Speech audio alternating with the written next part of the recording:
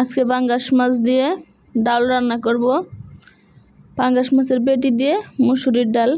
এটা হচ্ছে হয়তো বা অনেকেই খাননি, যেটা নতুন একটা রেসিপি, অনেক ভালো লাগার মতো। রান্না করা হয়েছিল কিছুদিন আগেই, তো অনেক ব্যস্ততার কারণে এটা দিতে পারি নাই। যে প্রথমে মাছগুলো কষায় উঠায় তারপরে এখন যে ডালগুলা হালকা কষিয়ে নিব।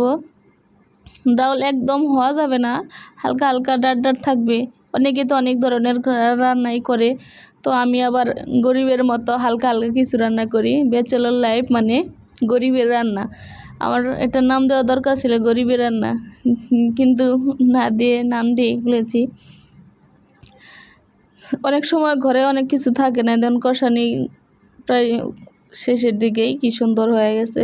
অনেক সময় অনেক কিছু থাকে না, না থাকলে দেখা যায় যে কি রান্না করব। তো হালকা একটু মাছ, যে কোনো মাছ দিয়েই ডালটা এভাবে খাওয়া যায়। শুধু ডাল রান্না করলে ভালো লাগে না, সাথে কিছু লাগে। যে কষানির পরে গরম পানি দিয়ে দিলাম, ফুটন্ত গরম পানি। তো যেদিকে বলতেছিলাম যে শুধু ডাল ভালো লাগে না, হয়তো বা ভর্তা লাগে, নয়তো ডিম ভাজি, না হয়তো শাক ভাজি লাগে।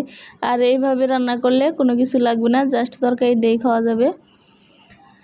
তো যে খুব মানে অল্প পরিমাণ পানি দিয়েছি যাতে ডালটা একদম হয়ে না যায়। আর দেওয়ার পরে যে মাছগুলো দিয়ে দিলাম, কষায় উঠায় রাখছিলাম, এগুলো দেওয়ার পরে তো কিছুক্ষণ জাল দেওয়ার পরে হয়ে যাবে।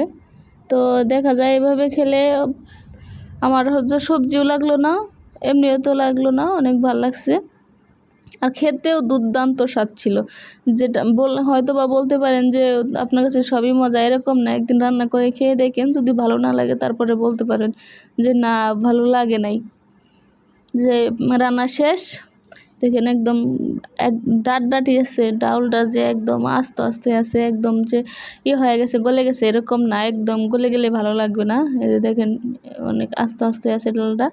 রান্না প্রায় শেষ, আমরা এখন নামিয়ে নিব। আল্লাহ হাফেজ।